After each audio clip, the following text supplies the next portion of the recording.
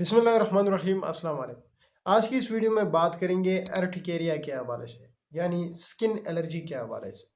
जो skin allergy है या जो अर्टिकेरिया है, इसको बहुत सारे और भी नाम दिए जाते हैं, जैसे कि इसको हाइव्स भी कहा जाता है और इसी तरह उर्दू में इसको छपाकी भी कहते हैं। अब ये होता क्यों है? तो जब भी कोई भी ऐसी चीज़ जो आपकी बॉडी एक्सेप्ट नहीं करती है, तो उसकी रिजल्ट में जो स्किन एलर्जी है या जो अर्टिकेरिया है, वो डेवलप हो जाती है। अब इससे क्या मुराद है कि बॉडी एक्सेप्ट नहीं करती है? इससे मुराद ये है कि आप कोई भी ऐसी चीज़ खाते हैं जो आपकी बॉडी एक्सेप्ट नहीं करती है। जैसे कि आप ऐसे कुछ एक फूड्स हैं, मसलन आप अंडा खाते हैं तो उसको जो है वो आपकी बॉडी एक्सेप्ट नहीं करती है, उससे आपको एलर्जी हो जाती है, तो उसके रिजल्ट में अर्टिकेरिया या स्किन एलर्जी डेवलप होती है। आप गोश्त खाते हैं, उससे अगर आपको एलर्जी होती है या आपकी बॉडी उसको एक्सेप्ट नहीं करती है, तो उसके रिजल्ट में अर्टिकेरिया या स्किन एलर्जी डेवलप हो जाती है। आप जो मूंगफली है वो इस्तेमाल करते हैं, वो आपकी बॉडी एक्सेप्ट नहीं करती है, तो उसकी वजह से भी ये कंडीशन डेवलप होती है। इस तरह बाज़ लोगों को डस्ट और पोलन से एलर्जी होती है, तो उस वजह से भी ये कंडीशन डेवलप हो सकती है। इसी तरह बाज़ लोगों को जो नए कपड़े वो पहनते हैं, तो वो जो धागा यूज़ होता है उससे जो है वो एलर्जी होती है, वो आपकी बॉडी एक्सेप्ट नहीं करती है, तो उस वजह से ये जो कंडीशन है, ये जो डिज़ीज़ है, वो डेवलप होती है। बाज़ लोगों को दवाइयों से एलर्जी होती है, कोई एक दवाई लेते हैं जिसकी वजह से ये जो कंडीशन है, जो अर्टिकेरिया है, वो डेवलप हो जाता है। तो कहने का मकसद ये है कि इसकी वजह क्या है स्किन एलर्जी या अर्टिकेरिया की। तो ये सारी वजूहात हो सकती है कि आपकी बॉडी कोई भी ऐसी चीज़ है जो कि आपकी बॉडी एक्सेप्ट नहीं करती है, चाहे वो आप खाते हैं, चाहे वो आप सूंघते हैं, चाहे वो आप पहनते हैं, तो उनके रिजल्ट में ये कंडीशन डेवलप होती है जिसको स्किन एलर्जी, अर्टिकेरिया, हाइव्स या छपाकी कहते हैं। अब ये जानना ज़रूरी है कि इवन ये जो कंडीशन है, बाज़ लोगों को पानी के ज़्यादा इस्तेमाल करने से भी होती है। यानी जो लोग स्विमिंग करते हैं, बार बार नहाते हैं, या फिर बाज़ लोगों को पसीना बहुत ज़्यादा आता है, तो उसकी वजह से भी ये जो अर्टिकेरिया है, ये जो स्किन एलर्जी है, वो हो सकती है। लेकिन वो जो किस्म होती है उसको एक्वाजीनिक अर्टिकेरिया कहा जाता है। इस तरह बाज़ लोगों को जब ये कंडीशन डेवलप होती है तो उनके होंठ सूज जाते हैं, उनकी आंखें सूज जाती है, जिसको एंजियोएडिमा कहा जाता है। ये भी एक किस्म है अर्टिकेरिया की, इसको एंजियोएडिमा एलर्जी कहा जाता है। अब ये तो सारी वजूहात का पता चला कि कौन कौन सी वजूहात हो सकती है अर्टिकेरिया की या स्किन एलर्जी की। ये भी जानना ज़रूरी है कि इसकी किस्में कितनी होती हैं। जो अर्टिकेरिया है या जो स्किन एलर्जी है, उसकी दो अहम किस्में होती हैं। एक को हम एक्यूट अर्टिकेरिया या एक्यूट स्किन एलर्जी कहते हैं, जबकि जो दूसरी किस्म होती है उसको हम क्रोनिक अर्टिकेरिया या क्रोनिक स्किन एलर्जी कहते हैं। अब इन दोनों में फ़र्क क्या है, ये भी समझना ज़रूरी है। जो एक्यूट अर्टिकेरिया या जो एक्यूट स्किन एलर्जी होती है, इसमें जो सिम्पटम्स होते हैं, इसमें जो अलामात होते हैं, वो 6 हफ्तों से कम होते हैं। मतलब 6 हफ्तों के अंदर अंदर वो रिकवर हो जाते हैं। लेकिन जो क्रोनिक होती है वो 6 हफ्तों से ज़्यादा रहती है। इसलिए जब भी अर्टिकेरिया का मरीज़ आपके पास आता है, तो ये समझना ज़रूरी है कि आया कि ये एक्यूट अर्टिकेरिया का पेशेंट है या क्रोनिक अर्टिकेरिया का पेशेंट है। जो एक्यूट अर्टिकेरिया या जो एक्यूट स्किन एलर्जी होती है, उसके वजूहात ये सारे जो मैंने पहले नाम लिए हैं कि किसी को दवाइयों से एलर्जी होती है, किसी को फूड से एलर्जी होती है, जैसे कि गोश्त, अंडा, मछली से एलर्जी होती है, बाज़ लोगों को कपड़े पहनने से एलर्जी हो जाती है। ये सारे वजूहात जो है वो एक्यूट अर्टिकेरिया पे फॉल करते हैं। और याद रहे, जो एक्यूट अर्टिकेरिया होता है उसमें मैंने कहा कि 6 हफ्ते है, मतलब 6 हफ्तों के अंदर अंदर वो रिकवर हो जाती है। लेकिन मोस्टली ये जो एक्यूट अर्टिकेरिया होता है, ये 24 घंटों के अंदर अंदर ख़त्म हो जाता है। मतलब किसी को अगर सिम्पटम्स अपीयर हो गए हैं, तो विद इन 24 आवर ये रिकवर हो जाते हैं, ख़त्म हो जाते हैं। अप टू 6 वीक तक ये एक्सटेंड नहीं करते हैं। अर्टिकेरिया की अगर हम प्रेजेंटेशन की बात करते हैं, अलामात की बात करते हैं, तो इसमें जो रेश होते हैं, जो दाने होते हैं, उसकी एक टिपिकल प्रेजेंटेशन होती है, जिसको हम ब्लांचेबल व्हील्स कहते हैं। ब्लांचेबल व्हील्स रेश कहते हैं। इसका क्या मतलब है? इसका मतलब ये है कि इसमें जो रेश होते हैं, यानी इसमें जो दाने होते हैं, वो उभरे हुए से दाने होते हैं।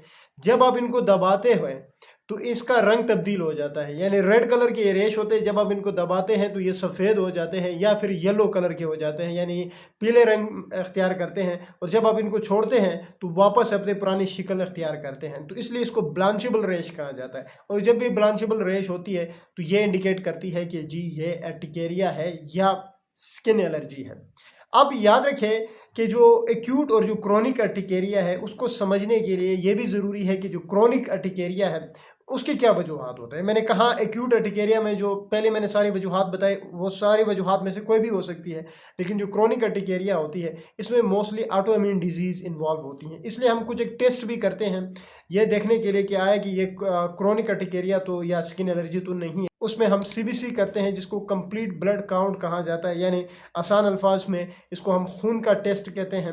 और इसी तरह और भी टेस्ट है जैसे कि ESR है, इसी तरह ANA है जो कि SLE को रूल आउट करने के लिए हम करते हैं। तो ये कुछ एक बेसिक टेस्ट है जो कि हम क्रोनिक अर्टिकेरिया को देखने के लिए करते हैं।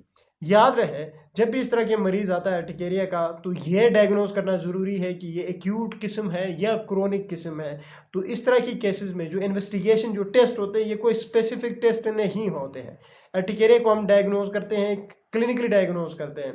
हम पेशेंट से हिस्ट्री लेते हैं, उसके बाद एग्जामिनेशन करते हैं, जब देखते हैं तो हमें पता चलता है कि ब्लांचेबल व्हील्स रेश है, तो ये अर्टिकेरिया ही है। अब बात करते हैं इसके इलाज के हवाले से कि अर्टिकेरिया या स्किन एलर्जी या इसको जब हमने कहा हाइव्स कहते हैं या छपाकी कहते हैं, इसको कैसे इलाज किया जाता है, उसकी ट्रीटमेंट क्या है। तो क्योंकि ये एक एलर्जिक रिएक्शन है, एक जल्द की एलर्जी है, तो हम इसको ट्रीट करते हैं एंटी एलर्जिक से, जिसको हम एंटी हिस्टामीन्स भी कहते हैं। आम अल्फाज में हम इसको एलर्जी की दवाइयाँ कहते हैं, जो कि एलर्जी की दवाइयों से हम इसको जो है वो ट्रीट कर रहे होते हैं। अब इसमें बहुत सारी एलर्जी की दवाइयाँ हैं जैसे कि लोरेटिडीन है, डिसलोरेटिडीन है, सिट्रिजीन है, लिवोसिट्रिजीन है, एबास्टीन है, फिक्सोफेनाडीन है। ये और भी इसके अलावा भी एंटी एलर्जिक्स है, एंटी हिस्टामीन्स है जो कि हम इस्तेमाल कर सकते हैं।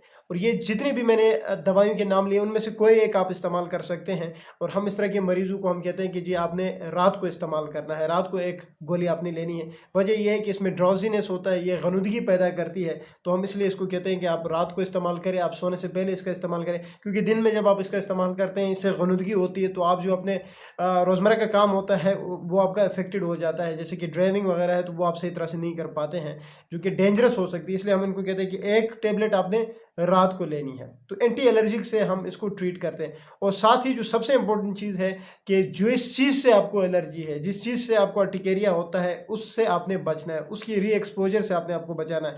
अगर एक नए कपड़े पहनने से, एक ख़ास किस्म के कपड़े इस्तेमाल करने से आपको एलर्जी है तो आप उससे अवॉइड करें।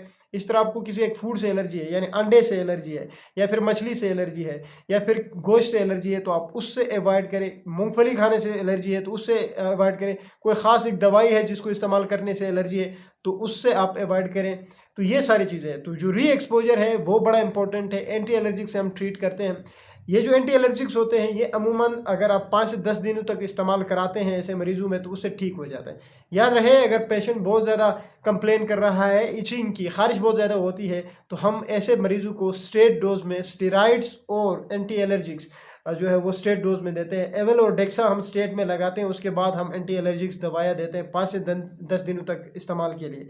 और हाँ, अगर सीवियर कंडीशन है और बहुत ज़्यादा इफेक्टेड हुआ है मरीज़ तो फिर हम ओरल स्टेरॉइड्स की तरफ भी जाते हैं। प्रेडनिसोलोन की टेबलेट्स आती है वो इस्तेमाल की जा सकती है, जो कि 5 दिनों तक इस्तेमाल करनी होती है टेपरिंग डोज में। वो एक डॉक्टर आपको बताएगा कि कैसे इसको इस्तेमाल करना है। तो कहने का मकसद ये है कि जब भी किसी को स्किन एलर्जी या अर्टिकेरिया होता है तो एक तो जिस चीज़ से आपको एलर्जी है उससे आपने अवॉइड करना है, साथ एंटी एलर्जिक्स का इस्तेमाल करना है। स्टेरॉइड्स कौन से लेने हैं, कब तक लेने हैं, कितना लेना है, ये आप डॉक्टर के हिदायत के मुताबिक इस्तेमाल करेंगे। और एक और बड़ी ज़रूरी चीज़ है, अर्टिकेरिया को आप इग्नोर मत करें। अगर किसी को भी इस तरह की एलर्जी हो जाती है तो एक डॉक्टर के पास चले जाए, एक डर्मेटोलॉजिस्ट, एक स्किन स्पेशलिस्ट के पास चले जाए। वो देख के उस हिसाब से आपको प्रिस्क्रिप्शन लिखेगा, क्योंकि इसमें बहुत सारी और कंडीशंस हैं जैसे कि स्केबीज़ है, एक्जिमा है। तो आप लोग उन चीज़ों के साथ इसको मिक्स कर देते हो और इग्नोर कर देते हो, फिर ये क्रोनिक अर्टिकेरिया की शक्ल अख्तियार करती है और फिर वो बहुत ज़्यादा तकलीफ देह होती है। उम्मीद है आज की वीडियो आप लोगों को अच्छी लगेगी। Thank you.